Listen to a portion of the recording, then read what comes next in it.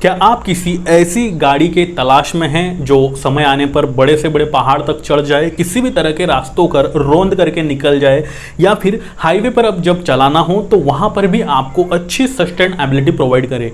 तो जी हाँ, मैं आज लेकर आया हूं आपके लिए एक ऐसा ही मशीन 200 सीसी का, जो कि देसी है, हीरो द्वारा बनाया गया है, एक्सपल्स 200।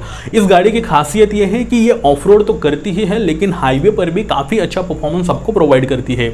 आइए बात करते हैं इस गाड़ी के कुछ प्रैक्टिकलिटी की, जैसे कि इस गाड़ी को चला चुके, साथ ही टेस्ट राइड लेकर लौटे मार्केट में। ऐसे अलग अलग लोगों से मैंने रैंडमली बातें करी है और उन्हीं बातों के आधार पर एक समरी मैंने बनाई है। उसी समरी के आधार पर आज का ये 100% रियल लाइफ एक्सपीरियंस होने वाला है, जो कि अपने चैनल की पहचान ही है, क्योंकि यहाँ पर सिर्फ और सिर्फ public review 100% real life experience share किया जाता है, जो कि आपको इस गाड़ी के बारे में कई सारी इंफॉर्मेशन प्रोवाइड करा देगा, जैसे कि इसका माइलेज कैसा है, ये चलने में कैसी है, ऑफ रोड में ये कैसा सस्टेन करती है, हेडलाइट इसका डार्क नाइट में कैसी है, पिलियन के लिए या फिर जो आप बैठते हो राइडर के लिए सीट पोजीशन जो है इसकी कैसी है, सीट हाइट क्या है, तरह तरह के सवाल है, बिल्ड क्वालिटी भी हम इसमें डिस्कस करने वाले।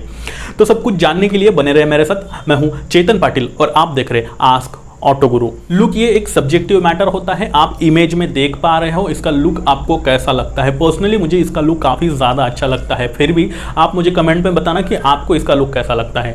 बात कर ली जाए इसके मजबूती की, इसके बिल्ड क्वालिटी की, तो यहाँ पर जो ट्यूबुलर डायमंड जो मटेरियल है उससे इसका जो है चेसिस बनाया गया है, जो कि काफ़ी ज़्यादा हार्ड क्वालिटी का है। बड़े से बड़े एक्सीडेंटल केस में भी ये चेसिस ज़्यादा हद तक डैमेज नहीं होती हैं और आपको कहीं ना कहीं गाड़ी का जो सेफ्टी होती है गाड़ी की वो करार रखती है। इसी के साथ इसमें जो प्लास्टिक मटेरियल और स्टील मटेरियल, आयरन मटेरियल जो भी यूज करा गया है, फैब्रिक मटेरियल भी, तो वो अपने आप में बेहतर क्वालिटी का यहाँ पर मिलता है। किसी भी तरह की कोई कॉम्प्रोमाइज यहाँ पर अब की बार नहीं की गई है।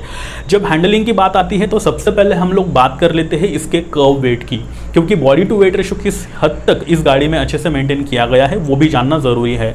157 किलो का इसका कर्व वेट है, जो कि किसी भी मामले में कम नहीं है। हाईवे पर भी इसका प्रभाव दिखता ही है। वही जब हम इसे ऑफ रोडर कहते हैं तो इसका जो ग्राउंड क्लियरेंस है 220 mm का है, और इसीलिए ये किसी भी तरह के चैलेंजिंग रास्तों को जो है चीर कर चलती है। यही इसकी खासियत भी है। इस गाड़ी का इनिशियल पिकअप नो डाउट काफ़ी अच्छा है। 200 सीसी का इंजन है, तो इसमें किसी भी तरह का कोई दोहराया नहीं है। जब आप इस गाड़ी को सिटी में चलाने के लिए लेके जाते हो तो जो इसका व्हील बेस है 1410 mm का व्हील बेस इसमें मिल रहा है। उस हिसाब से टर्निंग रेडियस भी इसका मिनिमम ही है, बहुत ज़्यादा हार्ड है ऐसा नहीं है। सिटी राइडिंग में भी आपको ज़्यादा दिक्कतें ये नहीं देने वाली। लेकिन जब आप इसे 1 से 1.5 घंटा कंटिन्यू चला रहे हो, किसी ट्रैफिक में फंसे हो लंबे से, तो वहां पर थोड़ी दिक्कतें आ सकती है। क्लच जो है इसका थोड़ा सा हार्ड महसूस हुआ है, क्योंकि वो इतना ज़्यादा स्मूथ नहीं है। और उस हिसाब से जब ट्रैफिक में होते हो आप, तो ब्रेक लगाना, बार बार गियर उतारना, गियर चढ़ाना, थ्रोटल घुमाना, क्लच का तो बहुत ही ज़्यादा काम वहाँ पर आ पड़ता है। तो ऐसे में आपको इरिटेशन हो सकता है, लेकिन छोटी बहुत ट्रैफिक है तो आपको ज़्यादा दिक्कतें नहीं आने वाली। अब हाईवे की बात कर ली जाए तो 85-90 किलोमीटर पर आवर कुछ भी नहीं है इस गाड़ी के आगे। काफ़ी अच्छे से सस्टेन कर लेती है और उस स्पीड को ये काफ़ी आराम से अचीव कर लेती है। यहाँ पर भी किसी भी तरह की कोई दिक्कतें आपको नहीं आने वाली। हाई स्पीड में जब आप इसके जो है कॉर्नरिंग के लिए ट्राई करते हो तो यहाँ पर भी ये गाड़ी नाराज़ नहीं करती है, बिकॉज ऑफ द टायर्स। काफ़ी अच्छे टायर्स इस गाड़ी में आपको मिल रहे हैं, जो कि मैं बताऊँगा आगे आपको।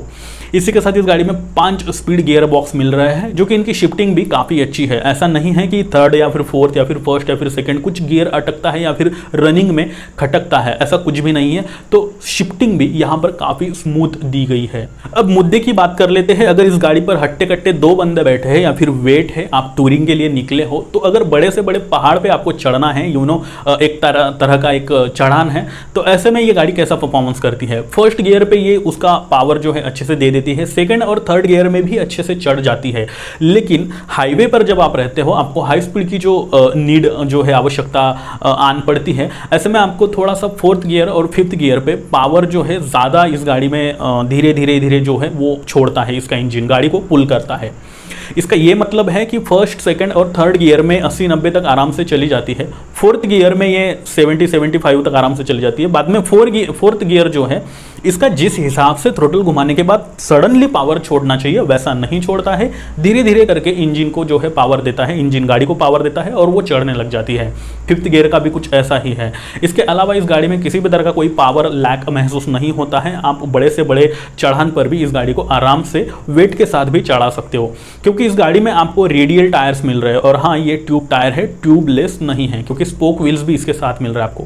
फ्रंट में 90/90 सेक्शन के 21 इंचेस के और रियर में 120/80 सेक्शन के 18 इंचेस के टायर आपको मिल रहे हैं, जो कि अपना काम बखूबी निभा लेते हैं। थ्रेड भी इनके जो है वो काफ़ी ज़्यादा बड़े हैं, जो कि कीचड़ में भी अगर गाड़ी फंस जाती है तो आराम से उसे भी रौंद करके निकल कर आती है। तो ये स्कीड भी नहीं होते हैं, काफ़ी अच्छे थोड़े से सॉफ्ट कंपोनेंट्स के टायर्स यहाँ पर आपको मिल रहे हैं। अब आइए बात कर लेते हैं इस गाड़ी के दिल की, क्योंकि इसको दिल भी है और ये काफ़ी बड़ा है, धड़कता भी वैसे ही है। 199.6 सीसी का इसका दिल है, जो कि ऑयल कूल्ड है, 4 stroke 2 valve single cylinder OHC BS6 engine इस गाड़ी में आपको मिल रहा है। ये F5 में आपको इसके आपकी बार प्रोवाइड किया जा रहा है। इसमें आपको किक एंड सेल्फ स्टार्ट का ऑप्शन मिल जाता है। वहीं जो इसका मैक्सिमम पावर है 18.08 PS है, वही मैक्सिमम टॉर्क 16.45 Nm है। इंजन तो वैसे स्मूथ ही है, पर 85-90 के बाद थोड़ा सा वाइब्रेशन करता है। मैंने जैसे कहा था 4th और 5th गियर में ये कहीं ना कहीं पावर थोड़ा सा स्लोली जो है पुश करती है 4th और 5th गियर में। बाकी 3rd गियर तक आपको आराम से ये पुश कर लेती है, कहीं पर भी पुल कर लेती है, नो डाउट। लेकिन उसके बाद थोड़े से वाइब्रेशंस आपको इस गाड़ी में महसूस होने लग जाते हैं। इंजन में भी थोड़ा सा अजीब तरह का फुट रेस्ट पर थोड़ा सा वाइब्रेशन महसूस होता है, जो कि इसका आज भी थोड़ा सा एक निगेटिव पॉइंट आप लोग कह सकते हो। उसी के साथ जब आप इसे 90+ क्रॉस कर लेते हो तो एग्जॉस्ट से और भी ज़्यादा आवाज़ आने लग जाता है। वैसे आवाज़ अच्छा ही है, लेकिन राइडर के अलावा जो आजू बाजू के लोग होते हैं, जो लोग बाहर होते हैं गाड़ी पर नहीं होते हैं, उनको ये आवाज़ ज़्यादा ज़ोर से आता है, थोड़ा सा इरिटेटिंग लगता है। कुछ लोगों को ये अच्छा भी लगता है, ये भी एक सब्जेक्टिव मैटर है।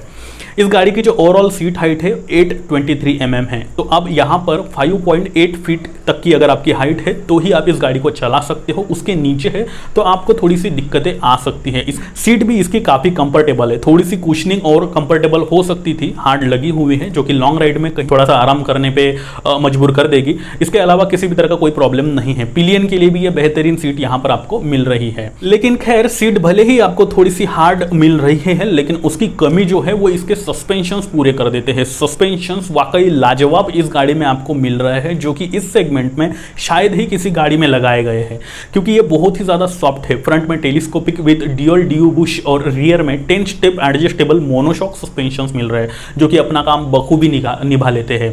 तो अगर ऑफ रोडिंग भी कर रहे हो आप, तो भी आपको ज़्यादा बम्प्स जो है वो नहीं लगते हैं राइडर को, कहीं ना कहीं अच्छी ऑब्जर्व कर लेते हैं ये सस्पेंशंस। इस गाड़ी में आपको ड्यूअल डिस्क के साथ ड्यूअल चैनल ABS मिल रहा है, और ये जो ब्रेकिंग इस गाड़ी में प्रोवाइड की गई है, अगर आप 80 के स्पीड पर या फिर 85 के स्पीड पर चल रहे हो तो वैसे में भी इसकी जो ब्रेकिंग है आपको आराम से कवर कर लेती है, पैनिक सिचुएशन में भी। इस गाड़ी का जो LED हेडलैम्प है वो डार्क नाइट में भी आपको अच्छे से अच्छा रास्ता दिखा देता है।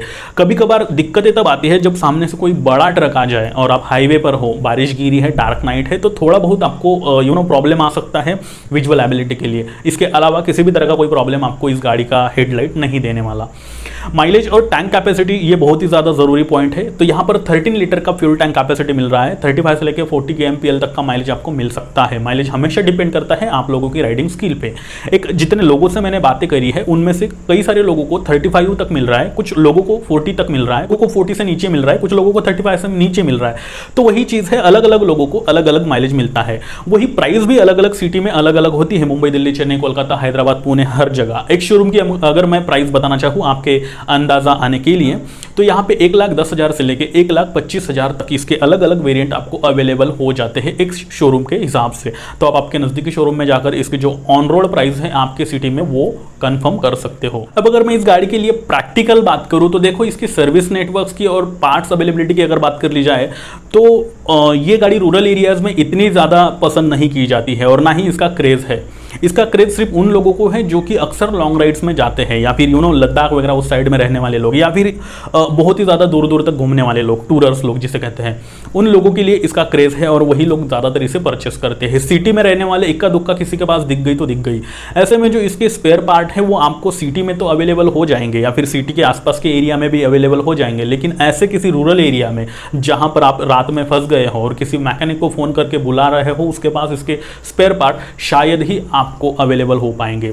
मैं ये तो नहीं कहूँगा कि बिल्कुल भी अवेलेबल नहीं होंगे, क्योंकि ये अलग अलग जगह पे अलग अलग जो मैकेनिक होते हैं उनके पास ये डिपेंड करता है, लेकिन मैक्सिमम टाइम ऐसा देखा जाता है, जो BS4 में ये गाड़ी थी तो मैक्सिमम टाइम ये देखा गया था कि स्पेयर पार्ट्स की थोड़ी सी किल्लतें आपको मिल सकती है।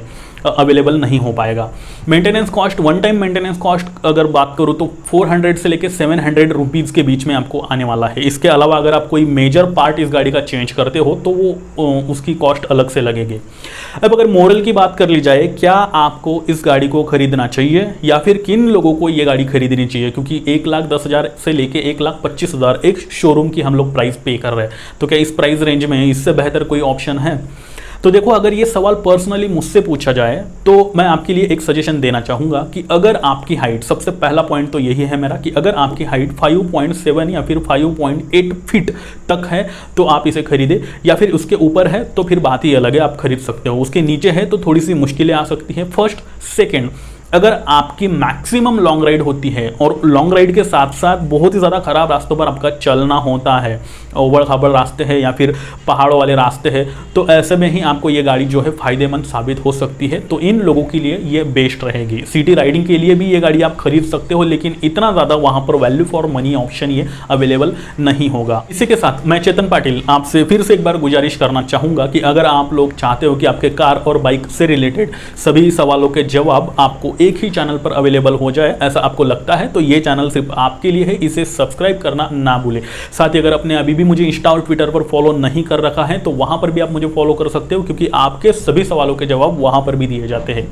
इसी के साथ मैं चेतन पाटिल लेता हूं आपसे विदा और फिर से मिलता हूं ऐसे ही किसी नए इंटरेस्टिंग वीडियो के साथ। तब तक के लिए नमस्कार।